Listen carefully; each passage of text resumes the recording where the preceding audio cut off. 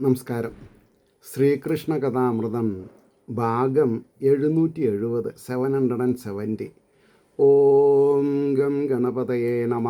ഓം some സരസ്വതേ സ്വാഹ. ഓം ശ്രീ ഗുരുഭ്യോ നമ. ഓം ശ്രീ രംഗനാഥ ശർമ്മണേ നമ. നാരായണ നാരായണ നാരായണ നാരായണ നാരായണ നാരായണ നാരായണ നാരായണ നാരായണ നാരായണ നാരായണ. ഓം ശ്രീകൃഷ്ണാർപ്പണമസ്തു. ഓം ശ്രീകൃഷ്ണായ പരബ്രഹ്മണേ നമ. ഓം ശ്രീകൃഷ്ണായ പരമാത്മനേ നമ. ഹരേ രാമ രാമ രാമ ഹരേ ഹരേ ഹരേ കൃഷ്ണ കൃഷ്ണ കൃഷ്ണ ഹരേ ഹരേ. ഓം ശ്രീ രുക്മിണി സത്യഭാമ സമേത ശ്രീ ഗോപാലകൃഷ്ണസ്വാമിനേ നമ. ശ്രീകൃഷ്ണ കഥാമൃതം ഭാഗം 770. 38-ാം സർഗത്തിൽ 37-ാം സർഗത്തിൽ 8-ാമത്തെ ശ്ലോക പറഞ്ഞു നിർത്തിയത്. അതെന്താണ്? സിദ്ധികളുടെ നിസ്സാരത. സിദ്ധികളുടെ പിന്നാലെ പോണ്ട, ഭക്തിയാണ് വേണ്ടത്. സംശുദ്ധമായ ഭക്തി വന്നാൽ അഷ്ടൈശ്വര്യങ്ങളും ഉള്ള ഒരാളേക്കാൾ മേലെയാണ്. അഷ്ടൈശ്വര്യമുള്ളവൻ പിന്നെയും ചിലപ്പോൾ അധപ്പതിക്കും, ഭക്തി ഉള്ളവൻ അധപ്പതിക്കില്ല. അതാണ് എൻ്റെ താല്പര്യം. അപ്പം എന്തായിരുന്നു ആ ശ്ലോകം? അവനു മറ്റോനെ മയക്കേണ്ടതില്ല ഒരു മട്ടിലും, ആകയാൽ എന്നെ ഓർത്തും കൊണ്ടെന്നും ആനന്ദമഗ്നനാം. ആരെ? അഷ്ടസിദ്ധികളിൽ കുടുങ്ങാതെ കണ്ട് സംശുദ്ധമായ ഭക്തിജ്ഞാന വൈരാഗ്യം കൊണ്ട് ജനങ്ങളെ സേവിച്ചുകൊണ്ട് ജീവിക്കുന്ന ഒരുത്തൻ, അതായത് സഹജീവികളെ ഉപദ്രവിക്കാതെ കണ്ട് അവർക്ക് പ്രീതി ജനിപ്പിക്കത്തക്ക വിധത്തിൽ ജീവിക്കുന്ന ഒരാൾക്ക് ആരെയും മയക്കേണ്ട ആവശ്യമില്ല, ആരുടെയും സർട്ടിഫിക്കറ്റ് ആവശ്യമില്ല. അവർക്ക് സർട്ടിഫിക്കറ്റ് ആൾറെഡി ഉണ്ട്. എന്താ? സംശുദ്ധ മനസ്സിൻ്റെ ഉടമ ഭക്തന്മാർ, സംശുദ്ധ ഭക്തന്മാർ, നിഷ്കാമ ഭക്തന്മാർ എന്നൊക്കെയാണ് അർത്ഥം പറയാം. ഇനി 9-ാമത്തെ ശ്ലോകം നോക്കുക. ചിലർക്കു ജനനാൽ തന്നെ ഉണ്ടാവാം പല സിദ്ധികൾ. ചിലവർക്ക് ജന്മന ചില സിദ്ധികൾ ഉണ്ടായെന്ന് വരും. അതേപോലെ ചിലവർക്ക് ജന്മന തന്നെ ഭക്തി അറ്റ് ഇറ്റ്സ് പീക്ക്, ഭക്തിജ്ഞാന വൈരാഗ്യങ്ങളുള്ള ആൾക്കാരുണ്ടാവും. ഇപ്പോൾ തുഞ്ചത്തെഴുത്തച്ഛൻ അതിൽപ്പെട്ട ആളാണ്. തുഞ്ചത്തെഴുത്തച്ഛനെ അന്നത്തെ സമകാലിക അപ്പർ ക്ലാസ് ബ്രാഹ്മണർ കൂട്ടാക്കാത്തത് കാരണം അവർക്കില്ലാത്ത വിദ്യ ഇയാൾക്ക് ഈശ്വരൻ കനിഞ്ഞു കൊടുത്തത് റെക്കഗ്നൈസ് ചെയ്യാനുള്ള സന്മനസ് അവർക്ക് ഇല്ലാതെ കൊണ്ടുപോയി. അതാണ് സത്യം. ഈ ആമക്കാവിൽ ഈ പറഞ്ഞ തുഞ്ചത്തെഴുത്തച്ഛൻ ഒരു 41 ദിവസം വ്രതരിക്കുണ്ടായി. അങ്ങനെ അന്നത്തെ ആമക്കാവിലത്തെ കാര്യങ്ങൾ നോക്കുന്ന തറവാട്ടുകാർ ഇദ്ദേഹത്തിന് വേണ്ട ഒത്താശകളൊക്കെ ചെയ്തു. ഒടുക്കം കാലം അവരുടെ ഒരു മകളേനെ ഇദ്ദേഹത്തിന് വിവാഹം ചെയ്തു കൊടുത്തു. അതിലൊരു പെൺകുട്ടിയൊക്കെ ഉണ്ടായി. അപ്പോൾ ഇപ്പോൾ റീസെൻ്റായിട്ട് ആമക്കാവ് പൂരം നടന്നത്, അതിൽ എനിക്ക് വേണ്ട പരസ്പരം അങ്ങോട്ടും ഇങ്ങോട്ടും ബഹുമാനിക്കുന്ന ഒരാൾ പൂരം കണ്ടു വരുമ്പോൾ യാദൃശ്ചികമായിട്ട് ഈ ആമക്കാവിൻ്റെ തൊട്ടടുത്തുള്ള ഒരു സ്ഥലത്ത് തുഞ്ചത്തെഴുത്തച്ഛൻ്റെ പ്രതിമയും അദ്ദേഹത്തിൻ്റെ പേരിലൊരു ഗ്രന്ഥശാലയും കണ്ടു. അവിടെ നിന്ന് ഫോട്ടോ എടുത്തു. അതാ പറയാൻ കാരണം. അത് തുഞ്ചൻ പറമ്പിൽ അദ്ദേഹത്തിൻ്റെ ഇതില്ലേനും ഒരു തത്തയുടെയും ഒരു എഴുത്താണിയും മാത്രമേ വെച്ചിട്ടുള്ളൂ. കാരണം എന്താ? കാരണം ഇന്ന് അല്ലെങ്കിൽ ഇതുവരെ ഉള്ള സരസ്വതി അനുഗ്രഹം ഉള്ള വിദ്യയെ കൊണ്ട് പന്താടുന്ന അങ്ങനെ ചില ആൾക്കാരുണ്ട്. അവർക്ക് ജാതിയിൽ താണ് എഴുത്തച്ഛനെ കൂട്ടാൻ സാധിച്ചില്ല, മനസ്സിലാക്കാൻ സാധിച്ചില്ല. അതാണ് സത്യം. അല്ലെങ്കിൽ നാരായണീയ കർത്താവായ നാരായണ ഭട്ടതിരിക്ക് ഗുരുവായൂർ മാന്യമായ രീതിയിൽ എല്ലാവരും അറിയപ്പെടുന്ന കൂട്ടത്തിൽ ഒരു നാരായണ ഭട്ടതിരി ഹാൾ അല്ലേ, അങ്ങനെ ഉണ്ടല്ലോ. ഞാനും അവിടെ 7-8 പ്രാവശ്യം പ്രഭാഷണം ചെയ്തിട്ടുണ്ട്. എന്തുകൊണ്ട് തുഞ്ചത്ത് എഴുത്തച്ഛൻ്റെ പേരിൽ അങ്ങനെ ഒന്നും ഉണ്ടായില്ല എന്ന് പറഞ്ഞാൽ, അവർ അപ്പർ ക്ലാസ് ആൾക്കാർക്ക് ഇദ്ദേഹത്തിന് കൂട്ടാൻ വയ്യ. അതൊരു പോരായ്മയാണ് കേട്ടോ, ഇനി അതും വേണമല്ലോ പറയാം. അതൊരു പോരായ്മയാണ്. അതിൽ കേമൻ ബോംബെയിൽ അംബർനാഥിലുള്ള രാമദാസ് മിഷൻ, ശ്രീരാമ മിഷൻ നടത്തുന്നൊരു ആശ്രമമുണ്ട്. അതെന്നെ മഠാധിപതി ബ്രഹ്മശ്രീ കൃഷ്ണാനന്ദ സരസ്വതികൾ, സത്യാനന്ദ സരസ്വതിയുടെ ശിഷ്യൻ. അദ്ദേഹം കേരളക്കരയെ അഭിമാനം കൊള്ളിക്കുന്ന രീതിയിൽ തുഞ്ചത്ത് എഴുത്തച്ഛന് ഒരു അമ്പലം കെട്ടിയിട്ടുണ്ട്. അതിൽ ഗുരുവായൂരപ്പന് പറയുന്നുണ്ട്. ആ തുഞ്ചത്ത് എഴുത്തച്ഛൻ്റെ സവിധത്തിൽ എല്ലാ മാസവും ഓരോ സപ്താഹവും ഉണ്ട്. അങ്ങനെയാണ്. അപ്പോൾ ചെയ്യാൻ കഴിവുള്ളവരുണ്ട്, ചെയ്യുന്നവരുണ്ട്. പ്രമോഷമുണ്ടോ? അപ്പോൾ എനിക്കും സത്യം പറഞ്ഞാൽ ഒരാഗ്രഹം ഇല്ല. എന്തിന്? തുഞ്ചത്ത് എഴുത്തച്ഛൻ്റെ ഒരു ഒരു അർദ്ധകായ പ്രതിമ വീട്ടിൽ വെക്കണമെന്നുണ്ട്. വിൽക്കും ഞാൻ മരിക്കണതിൻ്റെ മുമ്പ്.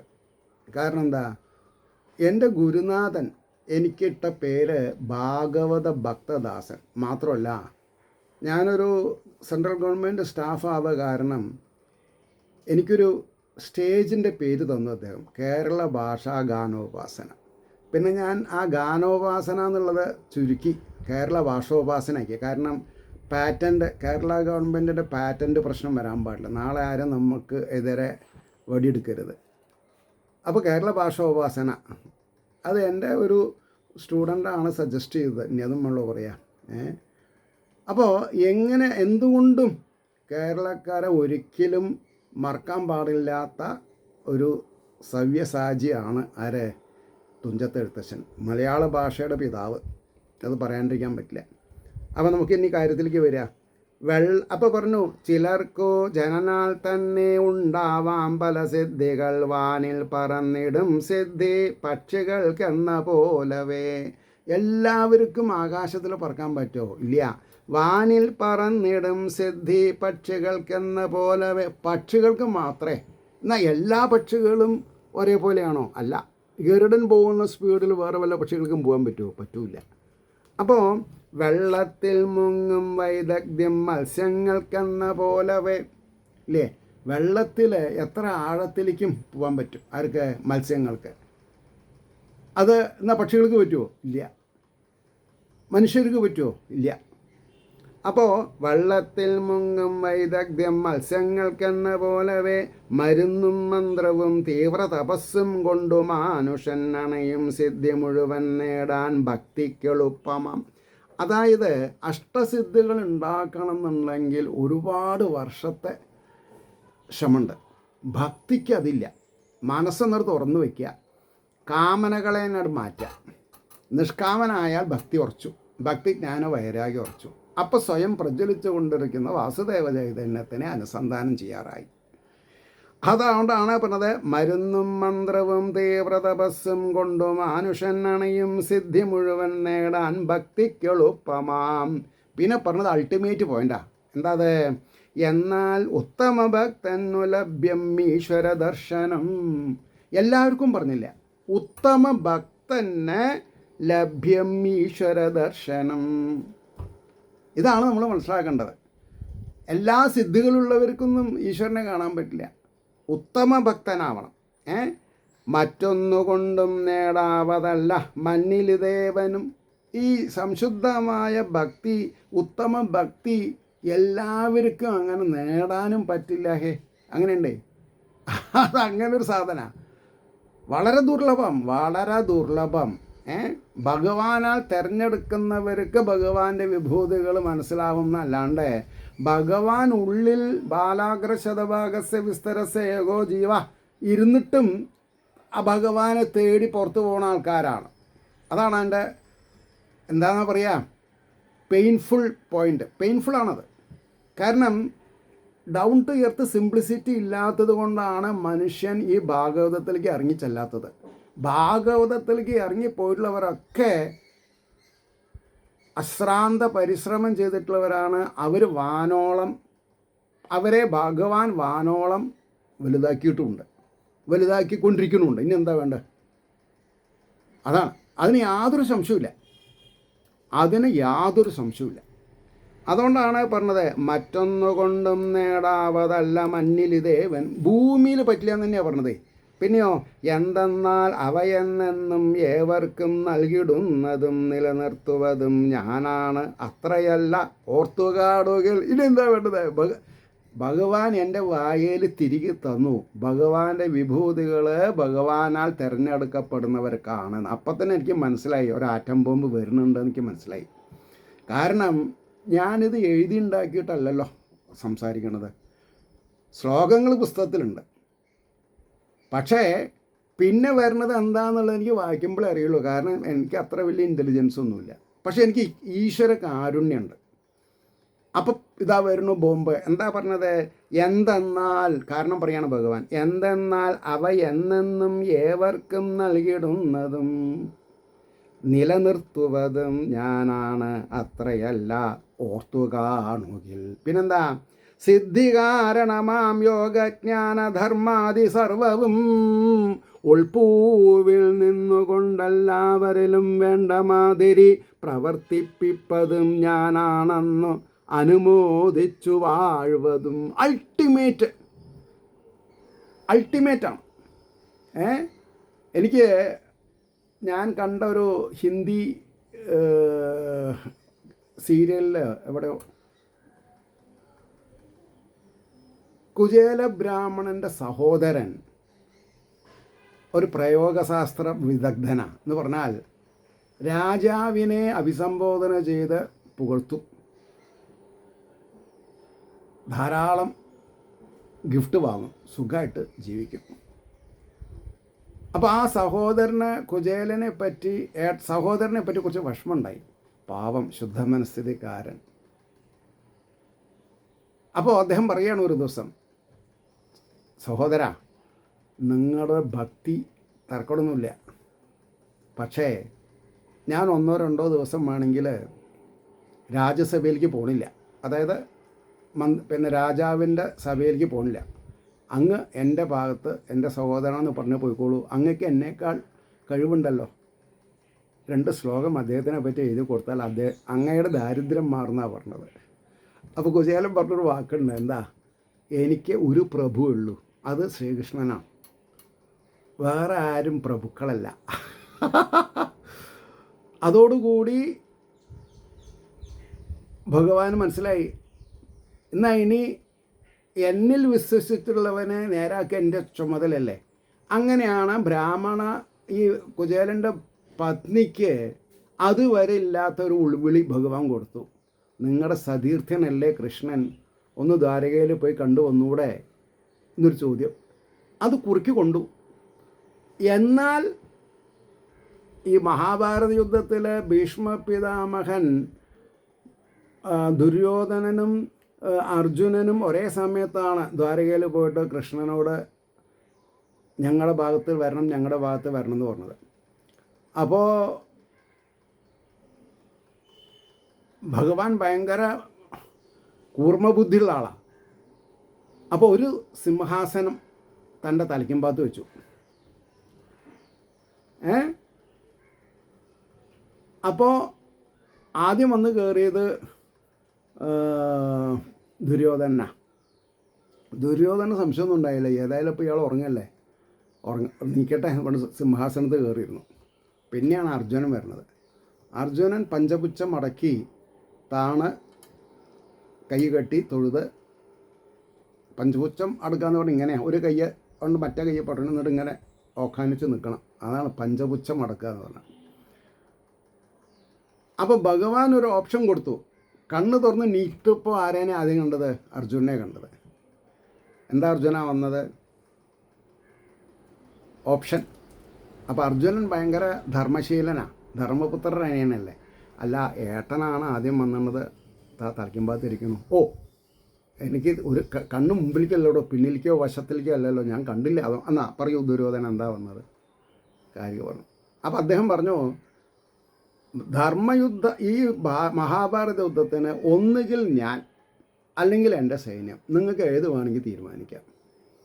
അപ്പോൾ ആദ്യത്തെ ഓപ്ഷൻ ആർക്കാ? ദുര്യോധനൻ വേഗം പറഞ്ഞു, എനിക്ക് അങ്ങയുടെ സൈന്യം മതി എന്നായി. അപ്പോൾ പിന്നെ നാച്ചുറലി ഭഗവാൻ ആരുടെ പക്ഷത്തായി? അർജുനൻ്റെ പക്ഷത്തായി. ഈ വിവരം ഭീഷ്മ പിതാമഹൻ അറിഞ്ഞു. അപ്പോൾ ഭീഷ്മ പിതാമഹൻ ഒരു പ്രതിജ്ഞ ചെയ്തു, ഞാൻ ഭഗവാനെ കൊണ്ട് ആയുധം എടുപ്പിക്കും. അപ്പോൾ എന്തായി? ഭഗവാൻ തോറ്റു കൊടുത്തു, തൻ്റെ ഭക്തൻ നേരാവണമെന്ന് പറഞ്ഞിട്ട്. ഇതന്നെയാണ് കുചേലൻ്റെ ഭാഗത്തും. തൻ്റെ ഭക്തൻ വലുതാവണം, താനല്ല വലുതാവേണ്ടത്. അപ്പോൾ തന്നെ വന്ന് കണ്ടിട്ടും തന്നോടൊന്നും ചോദിക്കാതെ കണ്ടു പോയിട്ടുള്ള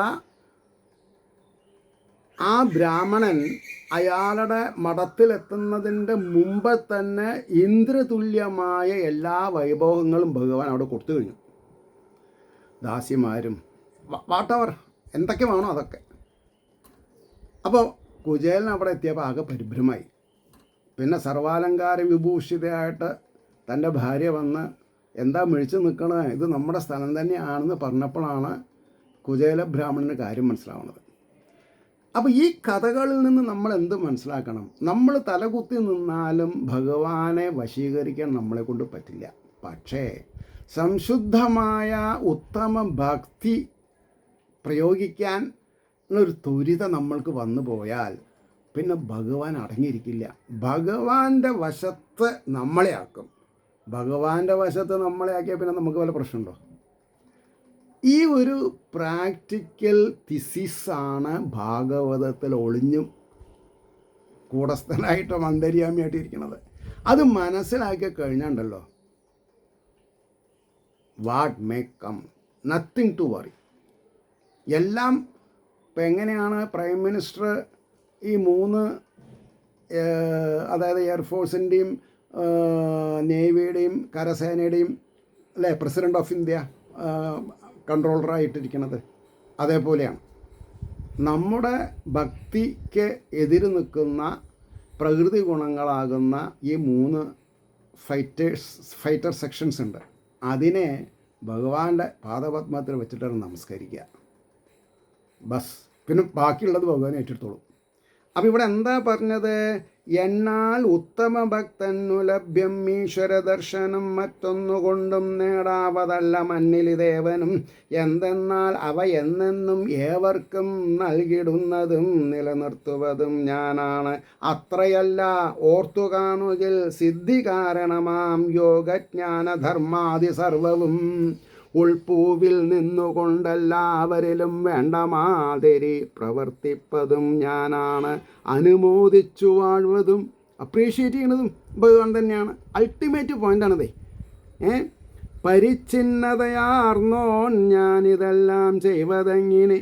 അപ്പോൾ ഭഗവാൻ നമ്മുടെ സംശയം തീർത്തു തരാണ്. പരിച്ഛിന്നതയാർന്നോൻ ഞാനിതെല്ലാം ചെയ്വതെങ്ങിനെ, ശങ്കിച്ചു പോകായ ഈ വണ്ണം അചിന്യ മഹിമാവു ഞാൻ. ഹരേന്ന് എഴുതി വെച്ചിട്ടുണ്ട് അവിടെ. എന്താ? അതിനെപ്പറ്റി നമ്മൾ വ്യാകുലപ്പെടേണ്ട ആവശ്യമില്ല. ഇത്രയൊക്കെ കാര്യങ്ങൾ ഒരേ സമയത്ത് എല്ലാവരിലും എങ്ങനെയാണ് ഭഗവാൻ ചെയ്യുക എന്നുള്ള ഒരു ചോദ്യം നമുക്ക് വേണം. ശങ്കിച്ചു പോകായ ഈ വണ്ണം അചിന്യ മഹിമാവു ഞാൻ. നിങ്ങൾക്കൊന്നും ഒരിക്കലും ചിന്തിച്ചിട്ട് എന്നെ മനസ്സിലാക്കാൻ പറ്റില്ല എന്നാണ് പറഞ്ഞത്. അചിന്യ മഹിമാവ് എന്നാണ് പറഞ്ഞത്.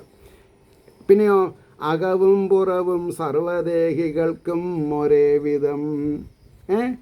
അകവും പുറവും സർവദേഹി, ശരീരം എടുത്തവർക്കൊക്കെ ഒരേപോലെയാണ്. ഒരേ വിധം പഞ്ചഭൂതങ്ങൾ പോലെങ്ങും വ്യാപിച്ചും കൊണ്ടുവാഴ്വൂ ഞാൻ. ഈ പഞ്ചഭൂതങ്ങളെ കൊണ്ട് സൃഷ്ടിച്ചിട്ടുള്ള ഈ ശരീരത്തിൻ്റെ നിയാമകനും നിയന്ത്രിതാവും ഞാൻ തന്നെയാണ്. അപ്പോൾ ഓരോരുത്തർക്കും എന്ത് സുഖം ഉണ്ടാവണം, എന്ത് ദുഃഖം ഉണ്ടാവണം, അത് അവരവരുടെ എന്താണെന്നാ പറയുക, കർമ്മത്തിൻ്റെ ഫലമായിട്ട് വേണ്ട പോലെ തലനാരഴയ്ക്ക് വ്യത്യാസം വരാണ്ട് ഞാൻ നിറവേറ്റിക്കൊള്ളും. എന്നാണ് പറഞ്ഞത്. അകവും പുറവും സർവ്വദേഹികൾക്കും ഒരേ വിധം പഞ്ചഭൂതങ്ങൾ പോലെങ്ങും വ്യാപിച്ചും കൊണ്ടുവാഴൂ ഞാൻ. ഇനി അതിൽ അവസാനത്തെ ശ്ലോകം. വിശ്വേശ്വരൻ്റെ മഹിമാവിത് കേട്ടു ഭക്തിഭാവത്തിൽ മുങ്ങി ഭഗവാന്റെ വിഭൂതി കേൾക്കിൽ. ഇതാ ഉദ്ധവരുടെ അവസ്ഥയാണതേ. വിശ്വേശ്വരൻ്റെ, വിശ്വത്തിൻ്റെ ഈശ്വരനായിരിക്കുന്നവൻ്റെ മഹിമാവിത് കേട്ട് ഭക്തിഭാവത്തിൽ മുങ്ങി ഭഗവാന്റെ വിഭൂതി കേൾക്കിൽ ധ്യാനത്തിനുണ്ട് ഗുണമെന്ന് അകതാരിലോർത്ത്. ഈ കാര്യങ്ങൾ അറിഞ്ഞാൽ പിന്നെ സ്വന്തം മനസ്സിൽ ഭഗവാനെ ധ്യാനിക്കാൻ എളുപ്പമാവും. ഈ വരികളൊക്കെ മനസ്സിലാക്കിയാൽ മതി. ഏത് ഭഗവാനാൽ പറയപ്പെട്ടിട്ട് ഭഗവാനെ പറ്റി പറഞ്ഞുള്ള കാര്യങ്ങളാണ് മനസ്സിലാക്കിയാൽ. വിശ്വേശ്വരൻ്റെ മഹിമാവിതു കേട്ടു ഭക്തിഭാവത്തിൽ മുങ്ങി ഭഗവാന്റെ വിഭൂതി കേൾക്കിൽ ധ്യാനത്തിനുണ്ട് ഗുണമെന്ന കതാരിലോർത്ത് ചോദിച്ചുമില്ലേ മഹിതാശയൻ ഇപ്രകാരം. ഇതി ശ്രീകൃഷ്ണകഥാമൃതേ കലികൽമഷനാശനെ ഉപാസനാകാണ്ഡേ സപ്തത്രീം സസർഗഃ. സർവത്ര ഗോവിന്ദനാമസങ്കീർത്തനം. ഗോവിന്ദ ഗോവിന്ദ. വിഭൂതി വർണ്ണനാണ്. നാളേക്ക് നിർത്താം. കാരണം എന്താ, അതിൻ്റെ ഒരു ട്രെൻഡ് നാളെ തുടങ്ങാം. മനസ്സിലായില്ലേ? സത്യത്തിൽ ഈ കേരളത്തിൻ്റെ ക്ഷേത്രങ്ങൾ പരിപാലനകർത്താക്കളായിട്ട് ആനപ്പൂരവും വെടിമരുന്നവും മേളവും എത്രയായാലും മതിയാവില്ല എന്ന് വിചാരിക്കുന്ന ആൾക്കാരൊക്കെ ഇതിൻ്റെ ഒരു 100-1 മനസ്സിലാക്കിയാൽ ഈ ലോകം നന്നായി. എന്ന് പറഞ്ഞാൽ ലക്ഷക്കണക്കിന് കോടിക്കണക്കിന് രൂപ നമ്മൾക്ക് ലാഭിക്കാം. ആനയുടെ കാര്യത്തിലും മേളം നടന്നോട്ടെ. കാരണം എന്താ വെച്ചിട്ടുണ്ടോ, ഒരുപാട് ആൾക്കാർക്ക് ഉപകാരമാണ്. മറ്റതങ്ങനെയല്ല. കോടിക്കണക്കിന് വെടിമരുന്നിൽ കൊടുക്കുന്നവനും ഈ പണിയെടുപ്പിക്കുന്നവനും കൂടിയിട്ടൊരു അഡ്ജസ്റ്റ്മെൻ്റ് ഉണ്ട്. പരമശയോ ഇത് എണ്ണാൻ പറ്റില്ലല്ലോ, എത്ര ഗുണ്ട പൊട്ടിയത്, എത്ര അമിട്ട പൊട്ടിയത് എന്നുള്ളത് പറ്റില്ല. അതുകൊണ്ട് ഞാൻ പറഞ്ഞു എന്ന് മാത്രം. അതേമാതിരി ആന ഏക്കം 13 ലക്ഷം 14 ലക്ഷമൊക്കെ എത്ര നിർധനന്മാർക്ക് മരുന്ന് വാങ്ങാനും കല്യാണത്തിനും വീട് വയ്ക്കാനും ഉപകരിക്കുന്നത് ആലോചിച്ച് നോക്കൂ. അതുകൊണ്ട് പറഞ്ഞത് മാത്രം. അപ്പോൾ ഈ വിഭൂതി വർണ്ണനം 38ാമത്തെ നമുക്ക് നാളെ തുടങ്ങാം. ഏവർക്കും ശ്രീഹരിയുടെ അനുഗ്രഹാശിസ്സുകൾ നിർലോഭമുണ്ടാവട്ടെ എന്നും അവരവരുടെ പ്രാർത്ഥന ലോകാസമസ്ത സുഖിനോ ഭവന്തു ആയിരിക്കട്ടെ എന്നും സ്മരിച്ചുകൊണ്ട് വാക്കുകൾ ഉപസംഹരിക്കുന്നു. നമസ്കാരം. നാളെ കാണാം.